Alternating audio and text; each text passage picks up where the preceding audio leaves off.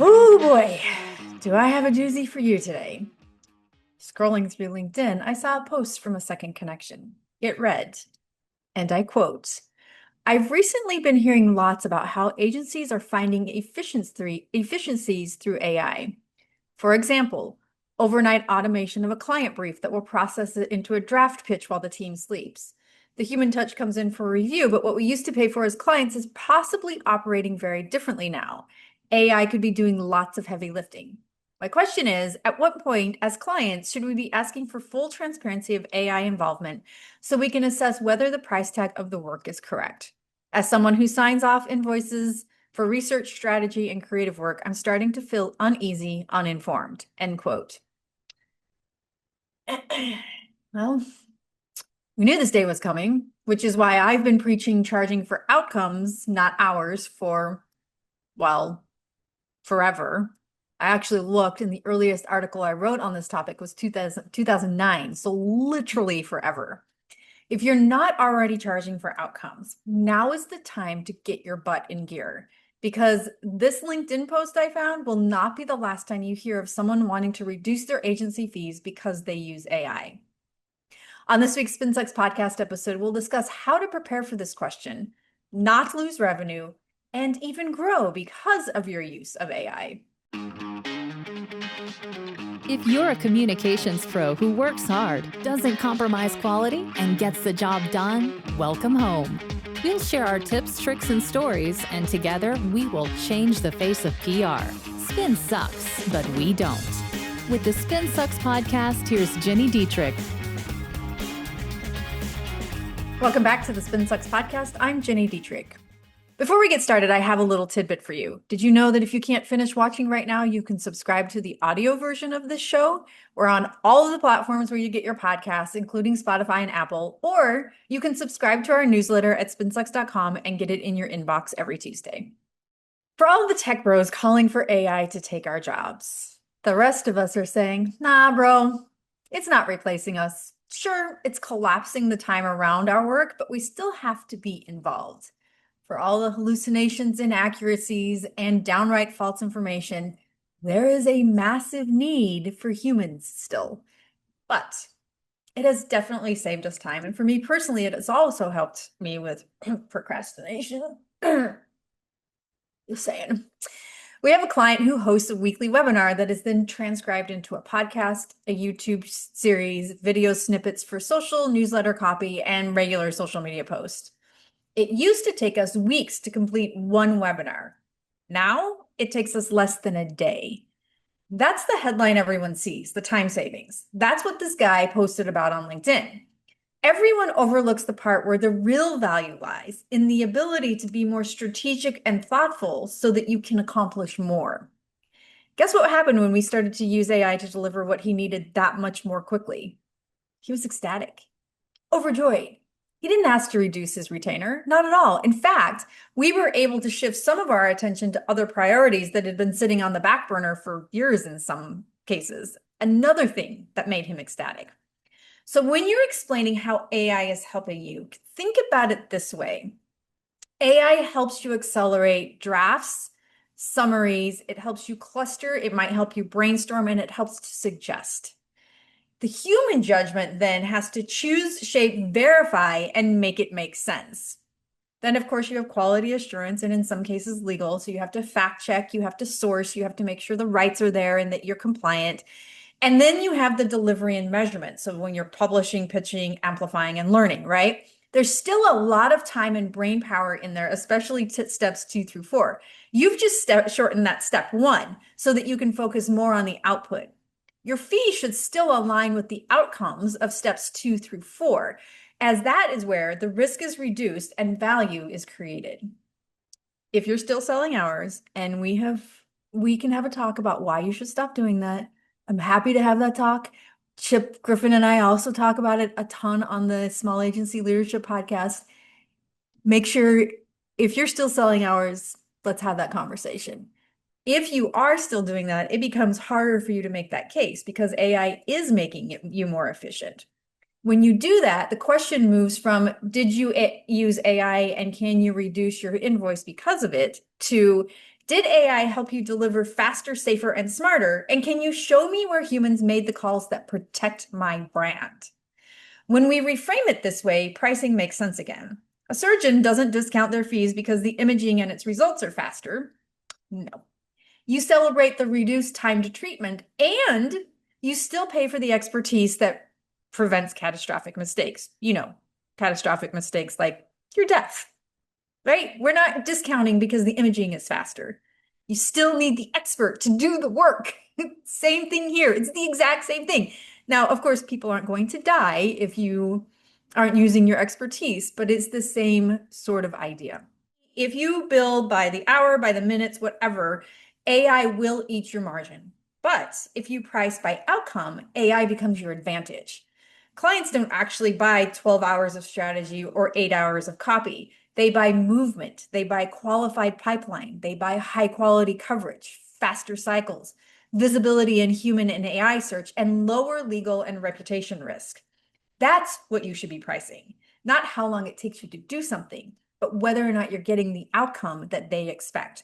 So when they ask, did AI make this cheaper? You can respond with, AI made the mechanics faster, but what you're paying for is the results and the risks that we remove to help you get there. With that in mind, you want to anchor every one of your contracts, letters of agreements, statements of work, scope of work, however you do your work, to 3 to 5 measurable outcomes. Depending on the organization's goals, they might include pipeline or demand. So are you creating qualified opportunities? Do you have sales qualified leads? Are you creating demo requests? And is the cost per opportunity going down?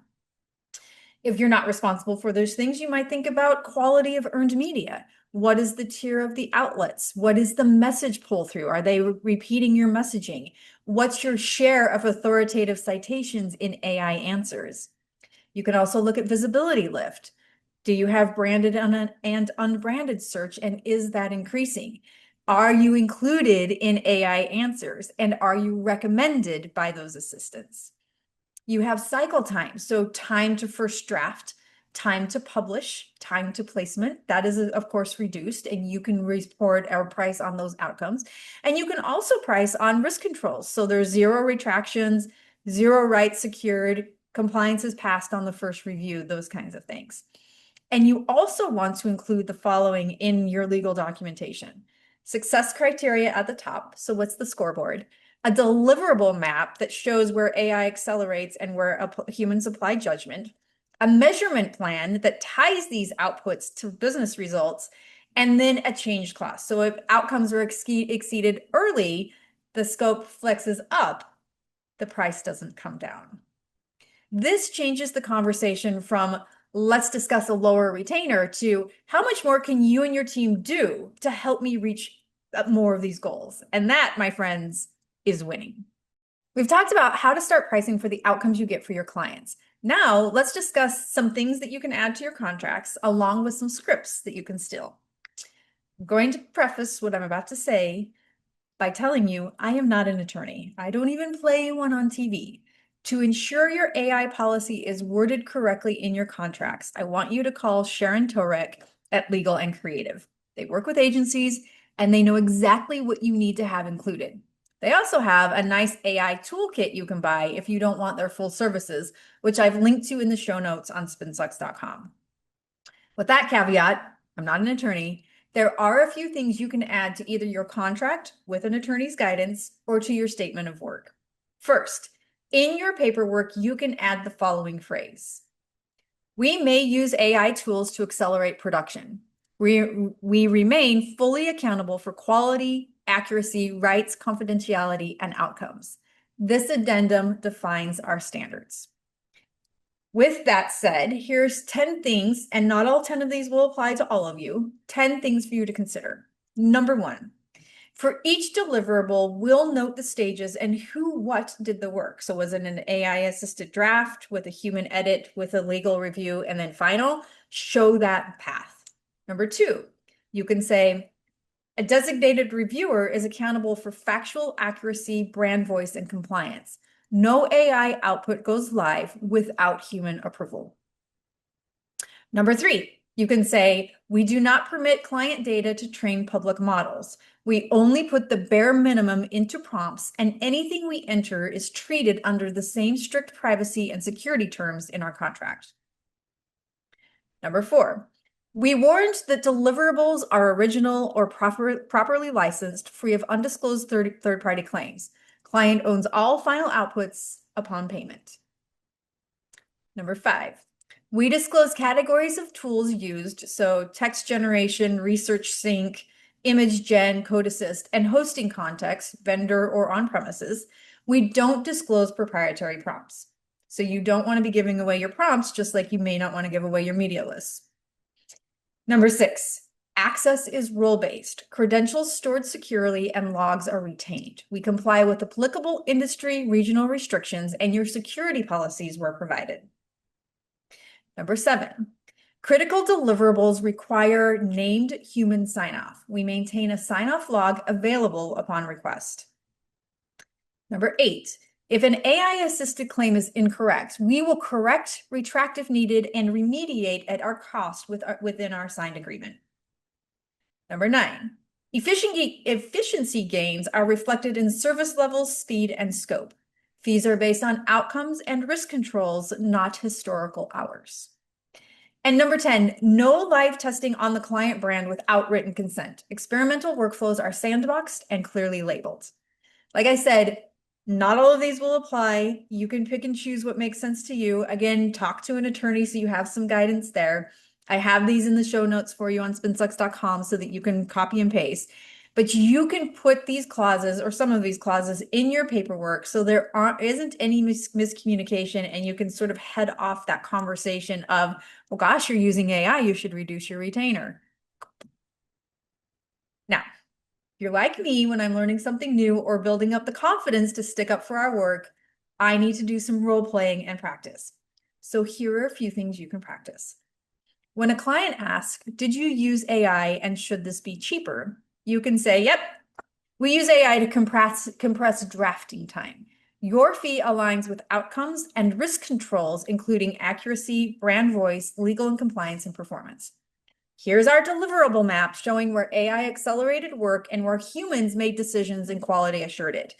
If you want a lower price, we can reduce scope of service levels, but we never, ever lower our price on the standards. We never lower the price on the standards. Now, procurement may push for a discount because of AI. So you can say in that case, efficiency is already priced in as speed and reliability. You're buying results plus indemnities, not hours. We can absolutely reprice if we change scope, fewer deliverables, or service level, slower turnarounds. Otherwise, we keep fees and deliver the high-value package you've come to expect. Let's say they demand your prompts or your internal models and you don't want to provide that. You can say, we don't share proprietary prompts. We do share tool classes, provenance, blogs, QA checklists, and data settings. That gives you transparency on risk without exposing our tradecraft. When you're asked if it is safe, you can say, here are the 3 controls you care about: source logs and rights for every asset, named human QA with an accuracy rework warranty, and non-training settings. That's why we price outcomes. We're underwriting the risk. When a stakeholder says, we just want hourly, I recently had this happen to me, you can say, hourly prices minutes, which AI collapses. You'll either overpay or force bad behaviors. We focus on outcome pricing, so we're aligned with your results. It allows you predictability. If needed, we can provide time estimates, but we're not going to peg value to a stopwatch. When they want to see the savings, you can say, you already see them in cycle time and scope. AI shaved 40% off drafting. We redeployed that into deeper sourcing and message testing. So you have faster throughput, fewer revisions, better performance, and we haven't increased the risk. That's the ROI you're looking for. When legal or compliance is nervous, you can say, no AI output goes live without human sign-off. We maintain a sign-off log, which you actually have to do, keep citations, run rights checks, and separate lab from production. You also have an approval process on your end to ensure nothing slips through the cracks. And when a CMO asks for a one-liner to go to the board with or the CEO with, you can say, don't itemize the robot, operationalize the standards, and price for the outcomes. That last one is probably how I would have commented on the LinkedIn post I mentioned earlier. If you operationalize the standards and pay for the outcomes, it shouldn't matter how long it takes the agency to do the work. AI does not give people a discount code for your services. Yes, it makes you more productive. Yes, you can have faster turnaround. Yes, you can stop procrastinating. You'll also be able to do this because it requires your oversight. In fact, it probably requires more of your oversight. So if you can focus your time on creativity, judgment, quality assurance, compliance, delivery, and learning, you'll be able to protect your clients' brands and move their organizations faster toward their goals. That is what your pricing should reflect. If you take nothing else from today, take this. Don't you dare lower your fees because AI has made you more efficient. Instead, operationalize your standards and price to the outcomes.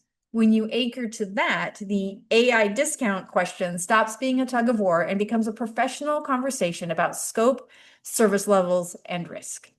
If you want to learn more about how to have the I should get a discount conversation, join us in the SpinSucks community. It's a great place to get advice, brainstorm ideas, and build real relationships with your peers. You can find us at spinsucks.com/community. That's spinsucks.com/community. And make sure you follow us on LinkedIn, TikTok, and Instagram. We're posting tips, how-tos, cheat sheets, and more every week. I'll see you next week.